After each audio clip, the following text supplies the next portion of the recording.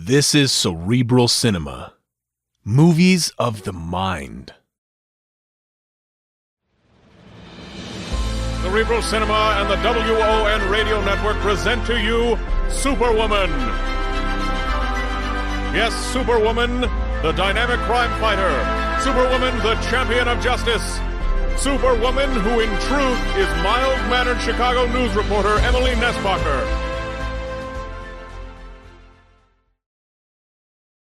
Buy wisely. Buy for flavor. Buy Del Monte.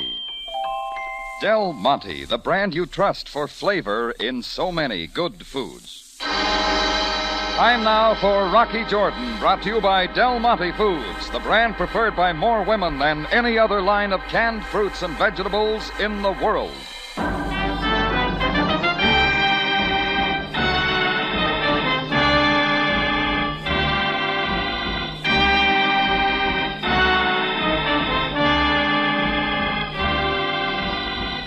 Not far from the Mosque Sultan Hassan in Cairo stands the Cafe Tambourine, run by Rocky Jordan.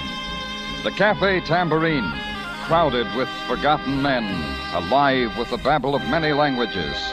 For this is Cairo, where modern adventure and intrigue unfold against the backdrop of antiquity. Del Monte presents Rocky Jordan and this week's story, High Pressure.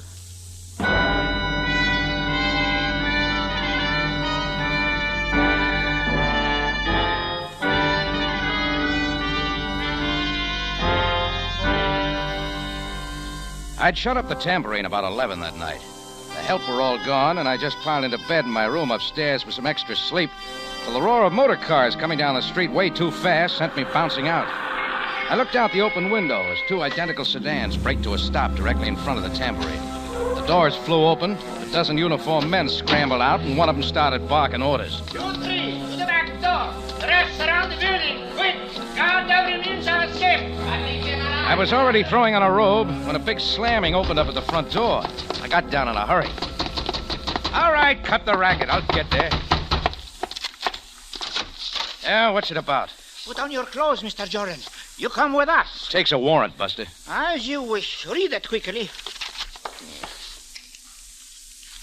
Foreign Ministry. Precisely. Now you're cross. Look, a phone call would have got me there. Why the middle of the night? The armed guard. At once, Mr. Jordan. The Egyptian government does not like to be kept waiting.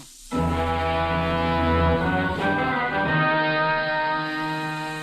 couple of minutes later, they had me in the back seat of the lead car. All my questions met with stony silence. Whatever it was about, they were making it look big. Reaching the governmental center, the car slowed and soon rolled up to the big Foreign Ministry building. I was taken out and inside. With two ahead and two behind me, they marched me down a vaulted, marble-floored corridor that seemed a block long. At the far end, they ushered me through a door and into a small anteroom. They left me there, the door lock snapping behind them, and I got the full treatment. I sat cooling my heels for a full hour. Then the door to the inner office suddenly opened. A guard beckoned, and I went in. Seated behind the biggest desk I ever saw was a spectacled Egyptian official. The plate on the desk said, Herod Bey. Mr. Jordan, some years ago you very suddenly left the United States. Why? Personal reasons. They don't concern your government. Following a brief tenure in Istanbul, you came to Cairo. Again, I ask why. To open a cafe. And for what other purpose? That's all, Herod Bey. Now you tell me why I'm dragged out of bed and then keep cooling my heels here all hours of the night. I demand an explanation. Mr. Jordan, you are in no position to demand anything. We'll see what the American consul has to say about that. If you wish. They, of course, are in full possession of the facts. Facts about what? To get on. Naturally, are reluctant to discuss either your past or your present. So now we will get to your future. You got something to say about my future? Very great deal. First, I will explain that the relations between your government and mine are most amicable. Otherwise, we would not be so lenient. What are you getting at? In this envelope, Mr. Jordan, is a one-way air flight ticket to New York City. A TWA plane leaves the Cairo airport at 3 o'clock tomorrow afternoon. I suggest that you be on it. Let me get this straight, Herod Bey.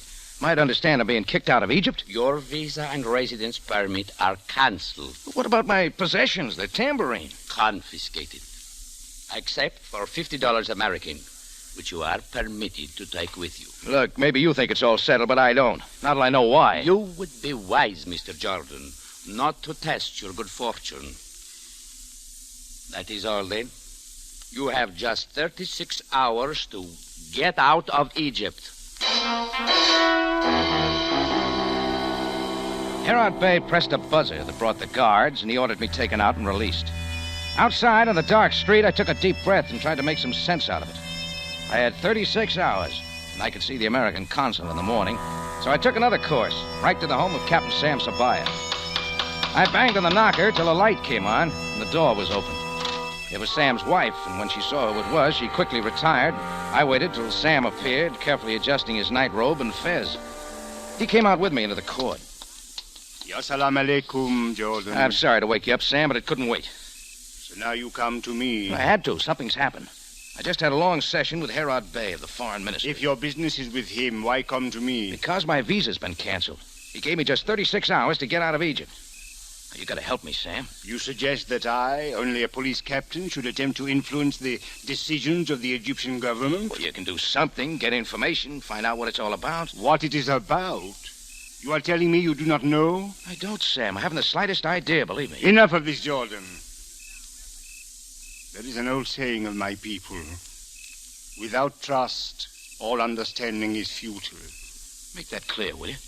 Many times we have not seen eye to eye. Many times I have found it most difficult to justify your actions. But you've always given me the benefit of the doubt. This time there is no doubt.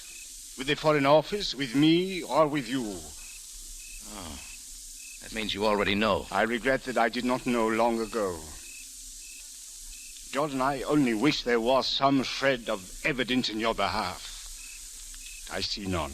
What is it, Sam? What can I do? Do only as you are told. Be on the plane for New York tomorrow.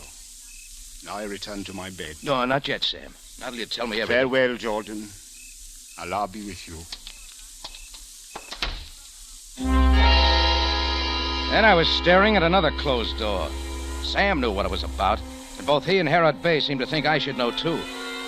Well, there was nothing to do but go back to the tambourine and wait it out till morning.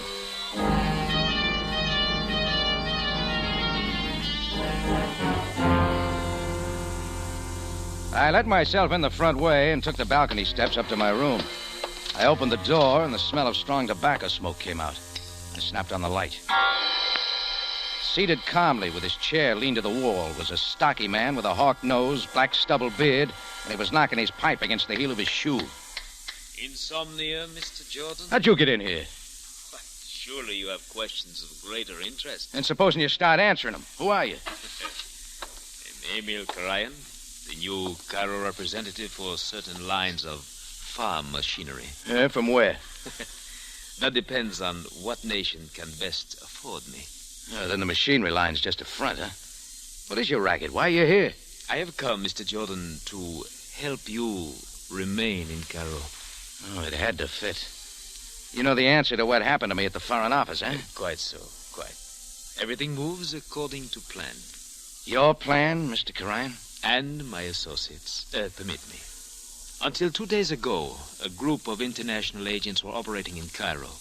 Their work, of course, was to obtain secret information for sale to whatever countries wish to buy. In other words, a spy ring. You might call it what you like. When the authorities began closing in, my friends made a hasty escape from Egypt.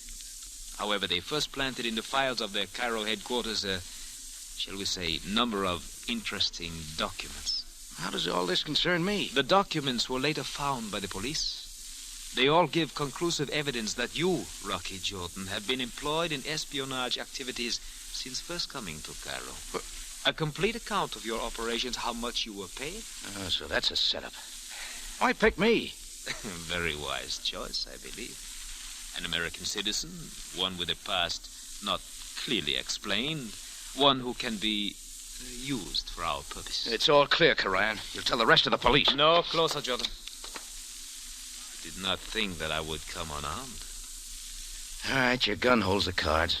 It will be necessary only long enough for your head to cool. Jordan, consider your position. You've done all that for me. We are quite thorough, yes. Now, as I say, Jordan, I came to offer you a way out. Yeah, go on. We carry on where the others left off. Should we choose, it would be very simple for us to prove to the Foreign Ministry that the incriminating documents were all forged. That you are completely innocent. Yeah? And for that little favor, what do I do? I'm so glad that you understand. Mr. Jordan, you are going to a party. Oh, am I? A very exclusive party. Here is your engraved invitation. It admits you to a houseboat on the Nile at the foot of the Sharia Humar. Mm-hmm. When do I go? At once. When you arrive, you will approach your hostess, compliment her on her beauty, and say that the cherry cordial is delicious. She will then give you your orders. If I accept the invitation. You have no choice. Have you, Mr. Jordan?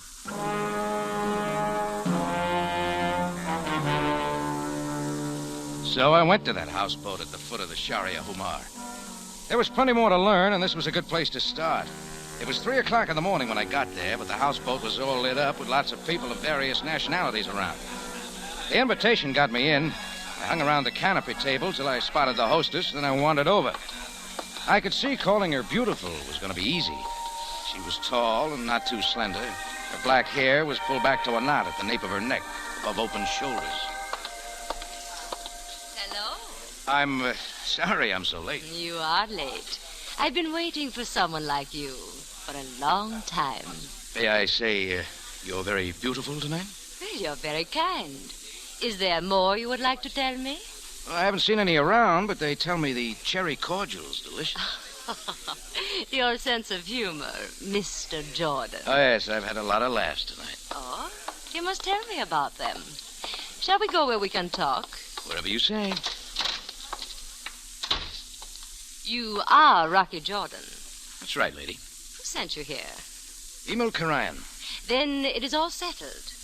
It's what he says. Good. Do only as I say, and you may remain in Cairo as long as you like. You have my promise, Rocky. Tell me all about it, huh? Oh, there is no hurry now. Sit down, Rocky. Thank you. You know, when I call a woman beautiful, I like to know her name. For the purposes of my stay in Cairo, it will be Tanya Malnik. Do you like it? It's as phony as you are. All right, Mr. Jordan. We keep it on an impersonal basis as you wish. My orders, Miss Malnik. Very well. Geologists working for the government of Egypt have located what is believed to be fabulously rich oil deposits somewhere in Egypt. Mm-hmm. This is a top secret. Egypt does not wish other countries fighting over those fields at her expense. She prefers to leave them untouched as security for defense. You're telling me quite a lot. A client of ours wishes to know the location of those fields, also their extent and value. And that's all I have to find out for you. There are others in Cairo intent on this information. With your help, we will get it first. I got enough now. Do not be stupid, Mr. Jordan. I'll see you around, Tanya. What? Back into the room, Yankee. Well done, Putar. Close the door now. Yes. Now I watch close the Yankee. Mr. Jordan, you will remain here as my guest until tomorrow night. Till after my plane leaves. That's your plan, too? Hold him here, Putar. If he gets troublesome, do what is necessary. I do it with pleasure. What is necessary. And now I must return to my guests, but have him ready for tomorrow night. Mr. Jordan has important work to do.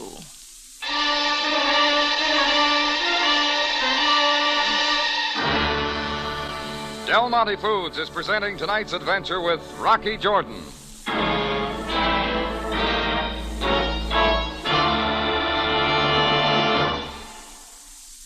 Question: how do you make a good hamburger into a superb hamburger? Answer: with Del Monte catsup. Yes, with Del Monte catsup, of course. That zesty, lively catsup that gives you real tomato flavor at its best. It's all you need to make that hamburger taste just right. And Del Monte catsup is wonderful on any food that calls for catsup. Chops, meatloaf, stew. That's right, ladies. There'll be plenty of calls for second helpings when you have Del Monte catsup on your table. You see, it's the only catsup made with